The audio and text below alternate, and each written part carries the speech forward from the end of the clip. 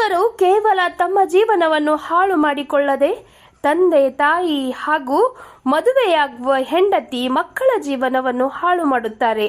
ಸಿದ್ಧಸೇನಾ ಮಹಾರಾಜರು ತಂದೆ ತಾಯಂದಿರು ಗಂಡು ಹುಟ್ಟಿದರೆ ಸಂಭ್ರಮ, ಹೆಣ್ಣು ಹುಟ್ಟಿದರೆ ತಾತ್ಸಾರ ಮಾಡದೆ, ಹೆಣ್ಣು ಗಂಡು ಅನ್ನದೆ ಇಬ್ಬರನ್ನು ಸಮಾನ ದೃಷ್ಟಿಯಿಂದ ಸ್ವೀಕರಿಸಿ ಸಂಸ್ಕಾರವಂತರನ್ನಾಗಿ ಬೆಳೆಸಬೇಕು ಎಂದು ರಾಯಬಾಗ್ ತಾಲೂಕಿನ ಸಿರ್ಗೂರ್ ಗ್ರಾಮದಲ್ಲಿ ಜರುಗುತ್ತಿರುವ ಶ್ರೀ ಮದ್ದೇವಾದಿದೇವ 1008 ಭಗವಾನ್ ಆದಿನಾಥ್ ತೀರ್ಥಂಕರ ಜಿನ ಮಂದಿರದ ನೂತನ ಮಾನಸ್ತಂಭದಲ್ಲಿ ಜಿನಬಿಂಬಗಳ ಪಂಚಕಲ್ಯಾಣ ಪ್ರತಿಷ್ಠಾನ ಮಹಾಮಹೋತ್ಸವ ಅಧ್ಯಕ್ಷತೆ ವಹಿಸಿ ಮಾತನಾಡಿದರು.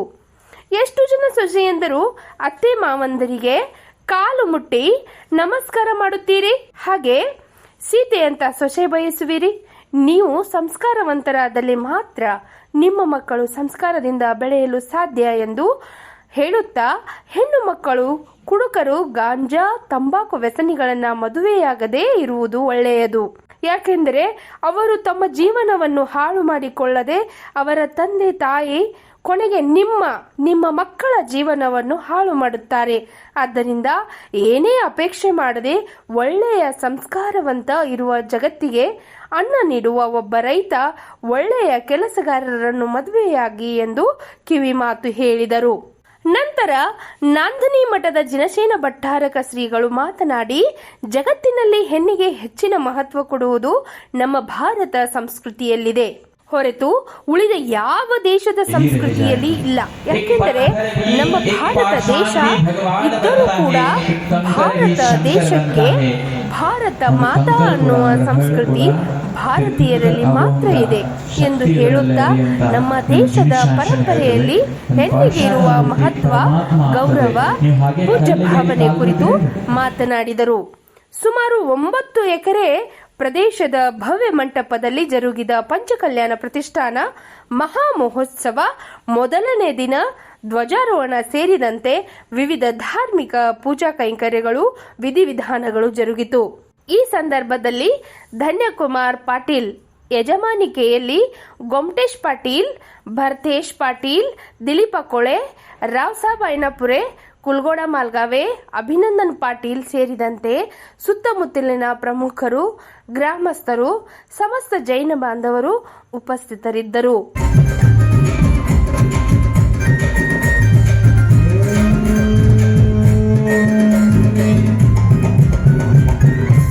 स्वच्छारಬೇಕು ಸೀತಾನ್ ಅಂತಾರ, ಸ್ವಚ್ಛಾರಬೇಕು ಚಂದನವನ ಅಂತಾರ, ಸ್ವಚ್ಛಾರಬೇಕು ಮೈನಾಸುರಿ ಅಂತಾರ.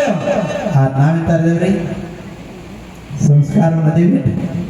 ಇವತ್ತು ಗರ್ಭ ಸಂಸ್ಕಾರ, ಗರ್ಭ ಕಲ್ಯಾಣಕ್ಕೆ ಅಂದ್ರೆ ನಾವು ಯಾವ ಪ್ರಕಾರ ತಾಯಿಗಳು ಸಂಸ್ಕಾರ ಮಾಡ್ತೇವಲ್ಲ ಅದೇ ಸಂಸ್ಕಾರ ನಮ್ಮ ಮಕ್ಕಳ ಮೇಲೆ ಕೂಡ ಬರ್ತದೆ. ನಾ ಕಾಯಿ ಮಾಡ್ತೇನೆ, ಎಲ್ಲಿ ಮಟ್ಟ ನಾ ಸಂಸ್ಕಾರವನಿಲ್ಲ, ಎಲ್ಲಿ ಮಟ್ಟ ನಾ ಸಂಸ್ಕಾರವಂತಿಲ್ಲ, ಅಲ್ಲಿ ಮಟ್ಟ ನಮ್ಮ ಮಕ್ಕಳು ಮೊಮ್ಮಕ್ಕಳು ಕೂಡ ಸಂಸ್ಕಾರ ಮಾಡಲಿಕ್ಕೆ ಸಾಧ್ಯನೇ ಇಲ್ಲ. ಅದಕ್ಕೆ ನಾವು ಮೊದಲು ಸಂಸ್ಕಾರವನ್ನ ಇರ್ಬೇಕು. ಹೆಣ್ಣು ಮಕ್ಕಳು ಚಲೋ, ಗಂಡ ಮಕ್ಕಳು ಚಲೋ ರೀ? ಯಾಕೆ ಚಲೋ ರೀ? ಗಂಡ ಮಕ್ಕಳು ಬೇಕಾಚಿ? ಇಬ್ರು ಬೇಕಲ್ಲ, ಇಬ್ರು ಬೇಕಲ್ಲ. ಅಂದಾಗ ಮಾತ್ರ ಈ ಧರ್ಮ ಉಣ್ಲಿಕ್ಕೆ ಸಾಧ್ಯತೆ. ಹೆಣ್ಣು ಇರ್ಬೇಕು, ಗಂಡು ಇರ್ಬೇಕು. ಆ ಎಷ್ಟೋ ಮಂದಿ ಗಂಡು ಮಕ್ಕಳು ಅಂತ ಹೇಳಿ ಗರ್ಭ ಪಾತ್ ಮಾಡ್ಕೋತಾರ. ಎಲ್ಲ ಮಾಡ್ಕೋಬಾರ್ದು. ನಾ ಮತ್ತೊಮ್ಮೆ ಹೇಳ್ತಾನೆ, ಪಂಡಿತರು ಏನ್ ಹೇಳ್ತಾರ ನನ್ಗೆ ಗೊತ್ತಿಲ್ಲ, ಮಾತನ್ನ ಸಂಕಲ್ಪ ಮಾಡ್ಕೊಳ್ಳಿ. ಏನಪ್ಪಾ ಅಂದ್ರ ಇವತ್ತಿನ ನನ್ನ ಜೀವನದೊಳಗ ಈ ಗರ್ಭ ಕಲ್ಯಾಣಕ ನೋಡಿ ನಾವು ಗರ್ಭ ಪಾತ್ ಮಾಡ್ಕೋಕಿಲ್ಲ ಅಂತ ಸಂಕಲ್ಪ ಮಾಡ್ಕೊಳ್ಳಿ. ಹೆಣ್ಣಾಗ್ಲಿ ಇಲ್ಲ ಗಂಡೇ ಆಗ್ಲಿ, ಎಷ್ಟೊಂದು ಮಂದಿ ಈಗೆಲ್ಲ ಎತ್ರ ಬರ್ತಾವ್ರಿ, ಎಲ್ಲಿ ಎದ್ರ ನೋಡ್ತಾರಲ್ಲಿ ಕಂಪ್ಯೂಟರ್ದಾಗಲ್ಲ ಬಯಲಿನ ಏನ್ ಹೆಣ್ಣು ಗಂಡು ಬಯಲಿ ಚೆಕ್ ಮಾಡ್ತಾರ. ಚೆಕ್ ಮಾಡಿ ಹೆಣ್ಣು ಬ್ಯಾಡಂದ್ರ ಕ್ಯಾನ್ಸಲ್ ಮಾಡಿಸ್ತಾರ. ಗಂಡು ಬೇಕಂದ್ರ ಅಟ್ಟ ಡೆಲಿವರಿ ಆಗತ್ತಂದ್ರ ಎಂತ ಪಾಪ ಇರ್ಬೇಕು, ಎಂತ ಪಾಪ ಕೊಟ್ಟಿರ್ಬೇಕಂದ್ರ ಅದಕ್ಕೆ ಹೇಳ್ತಾನೆ, ಎಣ್ಣೆ ಇಲ್ಲಿ ಗಂಟೆ ಇಲ್ಲಿ ಯಾವ್ದು ಜನ್ಮ ಆಗತ್ತಲ್ಲ, ಯಾವ್ದು ಎಂತ ಸೇರ್ತಲ್ಲ, ಈ ನನ್ನ ಕರ್ತವ್ಯ ಇದೆ, ಯಾವ ಕೊಟ್ಟಿದ್ದೈತಲ್ಲ, ಈಗ ಹೆಣ್ಣಂದ್ರ ಗಂಡಿಗಿಂತ ಕಡಿಮೆ ಇಲ್ಲ, ಇಲ್ಲ ಹೆಣ್ಣಿಲ್ಲ ಅಂತಂದ್ರ ಹೆಣ್ಣಿಲ್ಲ ಅಂತಂದ್ರ ನಾರಿ ನಾರಿ ಮಕ್ಕಳು ನಾರಿ ನಾಟಿ ಕಾನ ನಾರಿ ಸೆ ಪೈದಾ ಹುए ಅದು ಮಾತ್ರ ಹೆಣ್ಣು ಮಕ್ಕಳು ಅಂತ ಹೇಳ್ತಾರೆ. ಯಾಕಪ್ಪ ಅಂದ್ರೆ ನಾ ಎಲ್ಲಿ ನೋಡ್ತಾನಿಲ್ಲ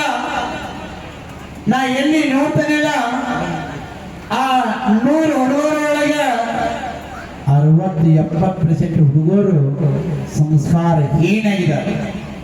70-80% ಹೆಣ್ಣು ಮಕ್ಕಳು ಸಂಸ್ಕಾರವಾಗಿದ್ದಾರೆ. ಮುಂದೆ ಅಲ್ಲಿ ನಾಕೇನು ಗಡಬಡ ಆಗಿರ್ಬೇಕಿಲ್ಲ. ಆ ಹೆಣ್ಣು ಮಕ್ಕಳು ಸಂಸ್ಕಾರವನ್ನದಾರು. ಅದಕ್ಕೆ ನಾನು ನಿಮಗೆ ಹೇಳ್ತೇನೆ, ಹೆಣ್ಣು ಮಕ್ಕಳ ಸಂಸ್ಕಾರವಿದ್ದಾಗ ಮಾತ್ರ ಎಲ್ಲಿ ಮಟ್ಟ ಹೆಣ್ಣು ಮಕ್ಕಳಿಲ್ಲ ಅಲ್ಲಿ ಮಟ್ಟ ಧರ್ಮ ಕೂಡ ಉಳಿಲಿಕ್ಕೆ ಸಾಧ್ಯ ಇಲ್ಲ. ಈ ಧರ್ಮ ಉಳಿಬೇಕಾದ್ರೆ ನಾವು ಹೆಣ್ಣು ಮಕ್ಕಳಿಗೆ ಗೌರವ ಕೊಡಬೇಕು, ಹೆಣ್ಣು ಮಕ್ಕಳನ್ನ ಬೆಳೆಸಬೇಕು, ಅವ್ರು ಉಳಿಸಬೇಕು. ಇದು ಉಳಿಸೋ ಕರ್ತವ್ಯ ಯಾರಪ್ಪ ಅಂದ್ರ ಪ್ರತಿ ಒಂದು ತಂದೆ ತಾಯಿ ಕರ್ತವ್ಯ ಐತಿ. ಎಲ್ಲಿ ಮಟ್ಟ ಹೆಣ್ಣು ಮಕ್ಕಳಿಲ್ಲ ಅಲ್ಲಿ ಮಟ್ಟ ನಮ್ಮ ಜೀವನ ಕೂಡ ಸುಧಾರಣೆ ಇಲ್ಲ. ಹೆಣ್ಣು ಮಕ್ಕಳಿಲ್ಲ ಜನ್ಮೇ ಇಲ್ಲ, ನಮ್ಮ ಜೀವನ ಬಿ ಕೂಡ ಇಲ್ಲ. ಯಾರು ಸೆರೆ ಕುಡ್ತಾರಲ್ಲ, ಯಾರು ಗುಟ್ಕಾ ತಂಬಾಕು ತಿಂತಾರಲ್ಲ, ಯಾರು ಬ್ರ್ಯಾಂಡಿ ಕುಡ್ತಾರೋ, ಯಾರು ಗಾಂಜಾ ಸೇತಾರೋ ಅಂತಾರನ ನಿಮ್ಮ ಅಪ್ಪ ಮದುವೆ ಮಾಡ್ಕೊಡಕತ್ತಾರ, ನೀವು ಮದುವೆ ಆಗಬೇಡ್ರಿ, ಬಹಳ ಬ್ರಹ್ಮಚಾರಿಗಿರಿ ಅಂತ ಕುಡ್ಕೋರ ಕೂಡ ಮದುವೆ ಆಗಕ್ ಹೋಗ್ಬೇಡ್ರಿ. ಗೊತ್ತಿಲ್ಲ, ತನ್ನ ಜೀವನ ಗೊತ್ತಿಲ್ಲ, ತಂದೆ ತಾಯಿ ಜೀವನ ಗೊತ್ತಿಲ್ಲ. ಇನ್ನು ನಿನ್ನ ಕಟ್ಕೊಂಡು ನಿನ್ನ ಜೀವನ ಅವೇನು ನೋಡ್ಬೇಕಾಗಿದೆ. ಅದಕ್ಕೆ ನಾ ಹೇಳ್ತಾನೆ, ಹೆಣ್ಣು ಮಕ್ಕಳಿಗೆ ನಾ ಸಿದ್ಧ ಮಾಡಿ ಹೇಳ್ತಾನೆ. ಯಾಕಂದ್ರೆ ಅವ ತನ್ನ ಜೀವನ ಅಷ್ಟೇ ಬರೋ ನೋಡ್ದಲ್ಲ, ತಂದೆ ತಾಯಿ ಜೀವನ ಅಷ್ಟೇ ಬರೋ ನೋಡ್ದಲ್ಲ, ನಿನ್ನ ಜೀವನ ಹಾಳು ಮಾಡ್ತಾನೋ.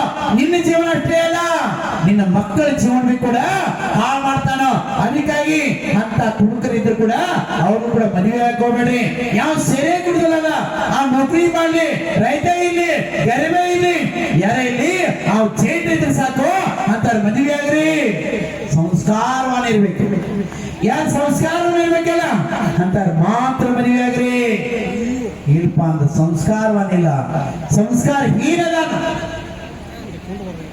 ಸುಸಂಸ್ಕಾರವಾನಿಲ್ಲ, ಕುಸಂಸ್ಕಾರವಾನಲ್ಲ ಅಂತಾರ ಮದುವೆ ಕೂಡ ಆಗ್ಬಿಡಿ. ಹೆಣ್ಣು ಮಕ್ಕಳಿಗೆ ಹೇಳ್ತಾನೆ ಮತ್ತೆ ಗಂಡು ಮಕ್ಕಳಿಗೆ ಹೇಳ್ತಾನೆ, ನೀವು ಸೇರೆ ಕೊಡ್ತೀರಂದ್ರ ಮದುವೆ ಆಗೋಲ್ಲ, ಹಂಗೆ ಚಲೋ. ಯಾಕ ನಿನ್ನ ಜೀವನದ ಹಾಳು ಮಾಡ್ಬೇಕತ್ತಿ, ನೀನು ಅವ ಅಪ್ಪನ ಜೀವನ ಹಾಳು ಮಾಡಕತ್ತಿ. ಪಾಪ ಹುಡುಗಿ ಜೀವನ ನಿನ್ನಗೋಸ್ಕರ ಆ ತಂದೆ ತಾಯಿ ಅಣ್ಣ ತಮ್ಮ ತವ್ರನ್ನೆಲ್ಲ ಬಿಟ್ಟು ನಿನ್ಗೋಸ್ಕರ ಬರ್ತಾ ಅಂದ್ರ ನೀನು ಸೆರೆ ಕೊಡ್ದ ನಿನ್ನ ಜೀವನಲ್ಲ, ನಾಳೆ ಈ ಜೀವನ ಕೂಡ ಹಾಳು ಮಾಡಬಾರ್ದು. ಅದಕ್ಕೆ ಯಾರು ಸೆರೆ ಕೊಡ್ತಿರಲ್ಲ ಇವತ್ತನ್ನ ಕೇಳಿ, ನನ್ನ ಜೀವನದ ನಾ ಎಂದು ಕೂಡ ಸೆರೆ ಕುಡಿಯಾಗಿಲ್ಲ, ಇಲ್ಲ ಇನ್ನೊಂದು ಕೊಡ್ತೀನಿ ಅಂದ್ರೆ ಇವತ್ತಿನ ನಾನು ಸೆರೆ ಕುಡಿದಿಲ್ಲ, ಸಂಸ್ಕಾರ ಮಾಡಾಕ್ತೇನೆ. ನಾ ಗುಟ್ಕಾ ತಿನ್ನಾವಿಲ್ಲ, ನಾ ಜರ್ದಾ ತಿನ್ನಾವಿಲ್ಲ, ನಾ ಬಿಡಿ ಸಿಗರೇಟ್ ಸೇದಾವಿಲ್ಲ, ನಾ ಗಾಂಜಾದ ಸೇದಾವಿಲ್ಲ, ಮಾತ್ರ ಸಂಸ್ಕಾರವನ್ನಾಗ್ತೇನೆ. ಇಷ್ಟೇ ಅಲ್ಲ, ಯಾರ್ಯಾರು ಎಷ್ಟೋ ಮಂದಿ ರೊಕ್ಕ ಆಡ್ತಾರ, ಯಾರು ರೊಕ್ಕ ಆಡ್ತಾರೋ ಯಾರು ತಾರಿ ಹೊಟ್ಟೆನಾಗತ್ತಾನೆ. ಹೆಣ್ಮಕ್ಳು ಹೊಟ್ಟೆ ಮದುವೆ ಆಗಕ್ಕೆ ಹೋಗ್ಬೇಡ್ರಿ. ನಿಮ್ಮ ಅಪ್ಪ ಇಲ್ಲ ಅಂತ್ರಿ ಒಟ್ಟ ಬೇಕಾದ್ರೆ ಮಾತಾಜಿ ಆಗಿ ನಡೀತೈತಿ, ಮಾತಾಜಿ ಆಗಬೇಡ, ದಿಡಿ ಆಗಿರಲಿ. ಆದ್ರೆ ಕುಡ್ಕೊಂಡು ಎಂದು ಕೂಡ ಮದುವೆ ಆಗಬೇಡ. ಇವತ್ತಿನ ಹೇಳ್ತೇನೆ, ಗಂಡು ಮಕ್ಕಳಿಗೆ ಸೆರೆ ಕುಡಿಬಿಡ್ರಿ, ಗುಟ್ಕಾ ತಿನ್ನಿಬಿಡ್ರಿ. ಇವತ್ತು ಗರ್ ಕಲಿಯಾಕಂದ್ರ ಈ ಸಂಸ್ಕಾರ ಹತ್ತಿರ ಬರ್ಬೇಕು, ಗರ್ ಸಂಸ್ಕಾರ ಬರ್ಬೇಕು, ನನ್ನ ಹತ್ತಿರ ಇರ್ಬೇಕು, ನನ್ನ ಮಕ್ಕಳ ಮೇಲೆ ಬರ್ಬೇಕು, ಮುಂದಿನ ಪಿಡಿಗೆ ಬರ್ಬೇಕು. ಇಲ್ಲಪ್ಪ ಅಂದ್ರೆ ಒಬ್ಬ ಕುಡಿಯಾವಿದ್ದಂದ್ರೆ, ಒಬ್ಬ ಆಡಾವಿದ್ದಂದ್ರ ತನ್ನ ಜೀವನ ಅಲ್ಲ, ತನ್ನ ಹೆಂಡ ಅವಪ್ಪನಲ್ಲ, ಪಿಡಿ ಪಿಡಿ ಎಷ್ಟೋ ಪಿಡಿ ಹಾಳಾಗಿ ಹೋಗ್ತತಿ. ಸೆರೆ ಕುಡಿಯಕತ್ತಿದ್ದಾರೆ, ತಂದೆ ತಾಯಿ ತನ್ನ ಮನೆತನ ಗೌರವ ಇಟ್ಕೊಂಡಿಲ್ಲ. ಅದಕ್ಕೆ ನಾ ಎಲ್ಲ ಹೆಣ್ಣು ಮಕ್ಕಳಿಗೆ ಹೇಳ್ತಾನೆ, ನೀವೆಲ್ಲ ಸಂಸ್ಕಾರವನ್ನಾಗ್ರಿ.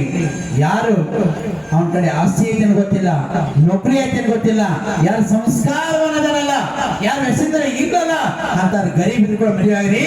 ಇವತ್ತಿಲ್ಲ ನಾಳೆ ನಿನ್ನ ಜೀವನ ಅವ್ನು ಸುಖ ಹೋಯ್ತಾನೋ. ಹಿಂದೂ ಶಾಸನದಲ್ಲಿ ಕೂಡ ನಾರಿಗೆ ಮಹತ್ವ ಇದೆ. ಇದು ಎರಡು ಬೇರೆ ಬೇರೆ ಅಲ್ಲ, ಇದು ಎರಡು ಒಂದೇ ಇತ್ತು.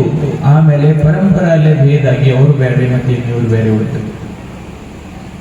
ಹೆಚ್ಚು ಮಹತ್ವ ನಮ್ಮ ಭಾರತೀಯ ಸಂಸ್ಕೃತಿಯಲ್ಲೇ ಅದೇ, ಉಳಿದ ಯಾವ ಸಂಸ್ಕೃತಿಯಲ್ಲಿ ಹೆಣ್ಮಕ್ಳಿಗೆ ಮಹತ್ವ ಇಲ್ಲ. ಯಾಕಂದ್ರೆ ಭಾರತ ದೇಶ ಇದ್ರೂ ಕೂಡ ಆ ಭಾರತ ದೇಶಕ್ಕೆ ಭಾರತ ಮಾತಾ ಅನ್ನುವಂತ ಸಂಸ್ಕೃತಿ ಯಾರಲ್ಲಿ ಇದೆ ಅಂದ್ರೆ ಭಾರತ ದೇಶದಲ್ಲಿ ಅಷ್ಟೇ ಇದೆ. ನಮ್ಮ ದೇಶಿಗೆ ನಾವು ಮಾತಾ ಅಂತೇವೆ. ಎಲ್ಲಿ ಕೇಳಿದ್ರಿ? ಇಂಗ್ಲೆಂಡ್ ಮತ, ಅಮೆರಿಕ ಮತ, ಪಾಕಿಸ್ತಾನ ಮತ ಕೇಳಿದ್ರಿ? ಇಲ್ಲ. ಭಾರತ ದೇಶದಲ್ಲಿ ಅಷ್ಟೇ ಭಾರತ ದೇಶಕ್ಕೆ ಭಾರತ ಮಾತಾ ಕಿ ಜಯ ಅಂತೇಳಿ. ಯಾಕೆ? ನಮಗ ನಮ್ಮ ಸಂಸ್ಕೃತಿಯಲ್ಲೇ ತಾಯಿಗೆ ಹೆಚ್ಚು ಮಹತ್ವ ಕೊಟ್ಟಿದ್ದಾರೆ. ಭಗವಾನ್ ಆದಿನಾಥ ಸ್ವಾಮಿಯವ್ರ ಬಗ್ಗೆ ಯಾವಾಗ ಚರ್ಚಾ ನಡೀತದೆ ಆ ಸಮಯಕ್ಕೆ ಮರುದೇವಿಗೆ ನೀವು ಎಲ್ಲರೂ ನೆನೆಸ್ತೇವೆ. ಯಾಕಂದ್ರೆ ಮರುದೇವಿನ ಕುಕ್ಷಿಯಿಂದ ಭಗವಾನ್ ಆದಿನಾಥ ಸ್ವಾಮಿಯವರು ಜನ್ಮ ಆಗಿದೆ.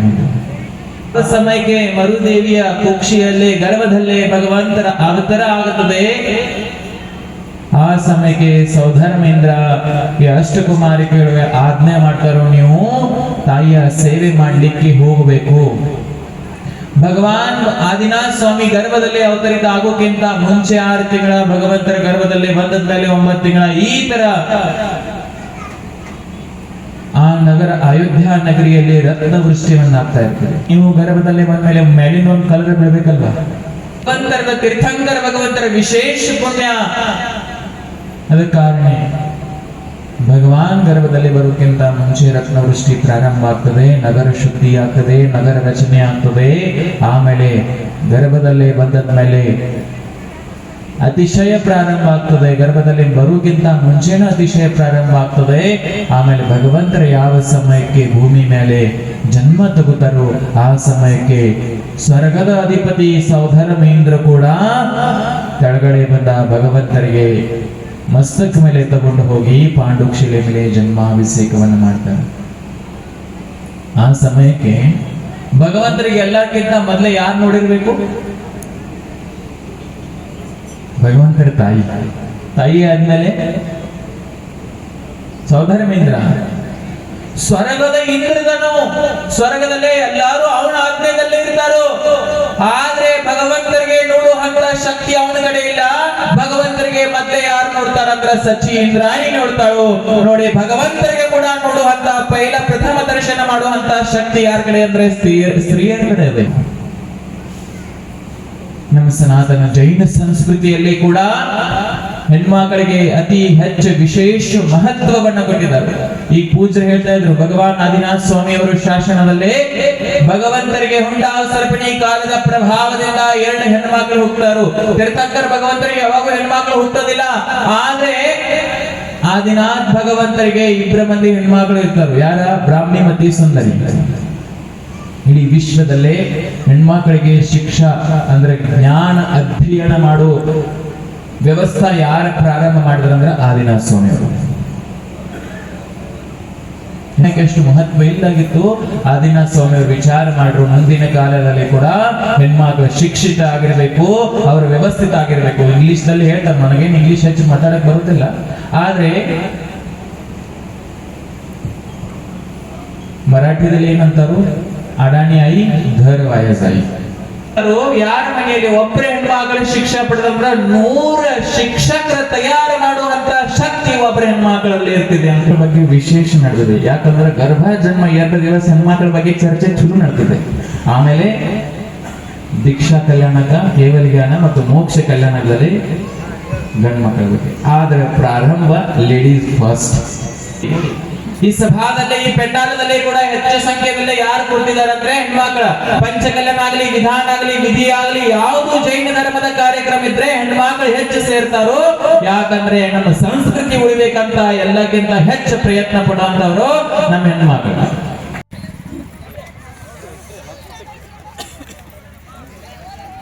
ಇವತ್ತು ಶಿರ್ಗೂರು ಪಂಚಾಯತ್ ಪ್ರತಿಷ್ಠಾ ಮಹೋತ್ಸವದೊಳಗೆ ಇವತ್ತು 1ನೇ ದಿನ ಗರ್ಭ ಕಲ್ಯಾಣಿಕ ಕಾರ್ಯಕ್ರಮ ಇತ್ತು. ಈ ಪಂಚಕಲ್ಯಾಣ ಪ್ರತಿಷ್ಠಾ ಮಹೋತ್ಸವದೊಳಗೆ ಏನಾರ್ಪುರ ಲಕ್ಷ್ಮೀಶನ ಭಟ್ಟಾರಕ್ಕೂ ಬಂದಿರು, ನಮ್ಮ ನಾನಿ ಮಠ ಆದಂಥ ನಾನಿ ಮಠದ ಪೀಠಾಸಂತ ದಿನಶೇನ ಭಟ್ಟಾರಕ್ಕೂ ಕೂಡ ಬಂದಿರು. ನಮ್ದು ಏನಪ್ಪ ಅಂದ್ರೆ ನಾವಾಯಿತು, ಭಟ್ಟಾರಕ್ಕಾಯಿತು, ಎಲ್ಲ ಭಟ್ಟಾರಕ್ಕೂ ಸ್ವಾಮೀಜಿಯವರು ನಮ್ಮ ಜೈನ ಧರ್ಮ ಬೆಳಿಬೇಕು, ನಮ್ಮ ಸಮಾಜ ಎಲ್ಲ ಉಳಿಬೇಕು ಅಂತ ಹೇಳಿ ನಾವು ಒಂದಾಗಿ ಏನು ಚರ್ಚೆ ಮಾಡ್ತಿರ್ತೀವಿ. ಸಮಾಜಗೋಸ್ಕರ ಅಲ್ಲಿ ಕೇಳ್ರಿ, ಸಮಾಜ ಬಗ್ಗೆ ನಾವೆಲ್ಲರೂ ಒಂದಾಗಿ ಮಾಡ್ತಿರ್ತೀವಿ. ಅದಕ್ಕಾಗಿ ಇಲ್ಲಿ 5 ದಿನ ಪಂಚಕಲ್ಯಾಣಕ್ಕಿದೆ. ಆದ ನಂತರ ನಾನಿ ಮಠದಲ್ಲಿ ಅಲ್ಲಿ ಮಹಾಮಸ್ತಕಾಗಿದೆ. ಅದಕ್ಕೆ ಸ್ವಾಮೀಜಿಯವರು ನಿಮಂತ್ರಣ ಮಾಡಕತ್ತಿರು. ನಾನು ಇನ್ನೂ ಸಮಯ ಇದೆ, ಆದರೆ ನೋಡಿ ನಾನು ಕಾರ್ಯಕ್ರಮ ಮುಗಿಕೊಂಡು ಹೇಳ್ತಾನೆ ಅಂತ ಹೇಳಿದೆ. ಎಷ್ಟು ಜನ ಬರುವಂಥ ನಿರೀಕ್ಷೆ ಇದೆ ಸ್ವಾಮಿ ಪಂಚಕಲ್ಯಾಣಕ್ಕೆ? ಇವತ್ತು ಲಗ್ಭಗ ಒಂದು 2-2.5-3 ಸಾವಿರ ಮಂದಿ ಇತ್ತು ನನ್ನ ಲೆಕ್ಕಲೆ. ಆನಂತರ ನಾಳೆ ಒಂದು 5-6 ಸಾವಿರ ಆಗ್ಬೋದು. ನಾಳೆ ಒಂದು 15-20 ಸಾವಿರ ಮಂದಿ ಬರ್ಬೋದು ಅಂತ ಅಂದಾಜು. ನಾಡ್ದೆಲ್ಲ ಮತ್ತು ಅನೇಕ ಜನ ನೇತಾಗಳೆಲ್ಲ ಬರ್ತಿರ್ತಾರೆ. ಅದಕ್ಕಾಗಿ ನನ್ನ ಲೆಕ್ಕಲೆ ಒಂದು 15-20 ಸಾವಿರ ಜನ ಬರ್ಬೋದು ಅನ್ಸತ್ತೆ. ನಾಡು. ಸ್ವಾಮೀಜಿ ಇದು ಭಾಳ ಭವ್ಯವಾದಂಥ ಕಾರ್ಯಕ್ರಮ ನಡೀತಾ ಇದೆ. ನಾನು ಎಲ್ಲ ಕಡೆ ನಾವು ಹೋಗ್ತಿರ್ತೀವಿ, ಪಂಚಕಲ್ಯಾಣ ಮಹೋತ್ಸವಕ್ಕೆ ಭಾಗವಹಿಸ್ತಿರ್ತೇವೆ. ಆದರೆ ಇದು ಭಾಳ ದೊಡ್ಡ ಭವ್ಯವಾದಂಥದ್ದು ಒಂದು ಅರಮನೆ ನಿರ್ಮಾಣ ಮಾಡಿದ್ದಾರೆ ಇಲ್ಲಿ ಪಂಚಕಲ್ಯಾಣ ಮಹೋತ್ಸವ ಸಲುವಾಗಿ. ಭಾಳ ಜನ ಎಲ್ಲ ಶ್ರಮ ಪಟ್ಟಿದ್ದಾರೆ ಪಂಚಕಲ್ಯಾಣ ಮಹೋತ್ಸವ ಸಲುವಾಗಿ. ಇದು ಮಾಡೋದೊಂದು ಭಾಳ ಉತ್ತಮವಾದಂಥ ಕಾರ್ಯ, ಪುಣ್ಯದ ಕಾರ್ಯವನ್ನು ಮಾಡ್ತಾಯಿದ್ದಾರೆ, ಕಲ್ಯಾಣ ಕಾರ್ಯವನ್ನು. ಇವತ್ತು ಜನರಿಗೆ ಅಧ್ಯಾತ್ಮದ ಬಗ್ಗೆ ತಿಳುವಳಿಕೆ ಬೇಕಾಗಿದೆ. ಈ ಸದ್ಯ ಸಮಾಜದಲ್ಲಿ ನಡೀತಿರುವಂಥ ಅನ್ಯಾಯ, ಅತ್ಯಾಚಾರ, ಭ್ರಷ್ಟಾಚಾರ ಇವೆಲ್ಲ ಈಗಿನ ಪರಿಸ್ಥಿತಿ ನೋಡಿದ್ರೆ ಈಗ ಗತಿನ ನಾಡಿನ ಗತಿನ ಭಾಳ ಭಯಾನಕದ. ಅಂಥ ಈ ಸಂದರ್ಭದಲ್ಲಿ ಇಂಥ ಒಂದು ಪಂಚಕಲ್ಯಾಣ ಮಹೋತ್ಸವನ ಏರ್ಪಾಡು ಮಾಡೋದರಿಂದ, ಮಹಾತ್ಮರಿಂದ ಪ್ರವಚನಗಳನ್ನು ಮಾಡಿಸಿ ನೈತಿಕ ಮೌಲ್ಯ, ನೈತಿಕತೆ, ಧರ್ಮದ ಬಗ್ಗೆ ಜಾಗೃತಿ ಮೂಡಿಸುವಂಥ ಒಳ್ಳೆಯ ಕಾರ್ಯಕ್ರಮ ಇದಾಗಿದೆ. ಇದು ಪ್ರತಿಷ್ಠಾ ಮಹೋತ್ಸವ ನಮ್ಮೂರಾಗ ನಾವು ನೋಡೋಕ್ಕಾಗಿ ಯಾವಾಗ ಆಗಿದ್ದಿಲ್ಲ. ಇದೇ ಮೊದಲನೇ ಸಲ. ಇವತ್ತು ಮೊದಲನೇ ದಿನ. ಇವತ್ತು ಗರ್ಭ ಕಲ್ಯಾಣ ಅಂತ ಆಗ್ತದೆ. 5 ಕಲ್ಯಾಣ ಆಗ್ತವೆ. ಗರ್ಭ ಕಲ್ಯಾಣ, ಜನ್ಮ ಕಲ್ಯಾಣ, ರಾಜಾಭಿಷೇಕ, ಆಮೇಲೆ ಮುನಿ ದೀಕ್ಷಾ, ಆಮೇಲೆ ಮೋಕ್ಷ ಕಲ್ಯಾಣ ಅಂತ 5 ಕಲ್ಯಾಣ ಆಗ್ತವೆ. ಅದರ ಆ ಕಲ್ಯಾಣ ಒಳಗೆ ಇವತ್ತು ಮೊದಲನೇ ಕಲ್ಯಾಣ. ಇವತ್ತು ಮುಂಜಾನೆ ಹಿಡಿದ ಈ ಸಾಯಂಕಾಲ ತನಕ ಎಲ್ಲ ವಿಧಿವಿಧಾನಗಳ ಪ್ರಾಣ ಪ್ರತಿಷ್ಠಾಪನೆ ಮಾಡುವ ವಿಧಿವಿಧಾನಗಳ ನಡೆದ ಇವತ್ತು ಜರುಗ್ಯಾವ. ಈಗ ಸಾಯಂಕಾಲ ಇವತ್ತಿನ ಇಲ್ಲಿ ತನಕ ಕಾರ್ಯಕ್ರಮ ಆಗಿ ಇವತ್ತು ರಾತ್ರಿ ಗರ್ಭ ಕಲ್ಯಾಣ ಆಗ್ತದೆ. ನಾಳೆ ಜನ್ಮ ಕಲ್ಯಾಣ ಆಗ್ತವೆ. ಇವು ನಮ್ಮ ಶಿರಗೂರು ಗ್ರಾಮದಲ್ಲಿ 5 ದಿನ ವಿಜೃಂಭಣೆಯಿಂದ ಜರುಗ್ತಾ ಇವೆ. ಇವತ್ತು ಸುಮಾರು 4-5 ಸಾವಿರ ಜನ ಬಂದಿದ್ದರು. ನಾಳೆ ನಾಡ್ದು ಇನ್ನೂ 7-8 ಸಾವಿರ 10 ಸಾವಿರ ಬರುವ ನಿರೀಕ್ಷೆ ಇದೆ. ಇವತ್ತು ಧಾರ್ಮಿಕ ಕಾರ್ಯಕ್ರಮ ಇದು ಅತ್ಯಂತ ವಿಜೃಂಭಣೆಯಿಂದ ನಮ್ಮ ಕಾರ್ಯಕ್ರಮದಲ್ಲಿ ಒಬ್ಬರೇ ಸ್ವಾಮೀಜಿ ಇರ್ತಾರೆ ಅಥವಾ ಹಲವಾರು ಸ್ವಾಮೀಜಿ? ಇಲ್ಲ, ಒಬ್ಬರೇ ಸ್ವಾಮೀಜಿ ನೇತೃತ್ವದಲ್ಲಿದೆ. ಆಮೇಲೆ ಹಲವಾರು ಸ್ವಾಮಿಗಳು ಬಂದು ಹೋಗ್ತಾರೆ. ನೇತೃತ್ವ ಒಬ್ಬರದೇ ಇರ್ತದೆ. ಅವರ ನಮ್ಮ ದಿಗಂಬರ ಸ್ವಾಮಿ ಅವ್ರ ನೇತೃತ್ವದಲ್ಲಿ ಆಗ್ತಿರ್ತದೆ. ಈ ಭಟ್ಟಾರಕಗಳನ್ನು ನಾವು ಆಮಂತ್ರಣ ಕೊಟ್ಟಿವಿ. ಅವ್ರು ಒಬ್ಬೊಬ್ಬರೇ ಬಂದು ಹೋಗ್ತಿರ್ತಾರೆ. ಸುಮಾರು ಎಷ್ಟು ಜನ ಬರುವಂಥ ನಿರೀಕ್ಷೆ ಇದೆ ಸರ್? ಒಂದು 15-20 ಸಾವಿರ ಜನ ಬರೋ ನಿರೀಕ್ಷೆ ಇದೆ.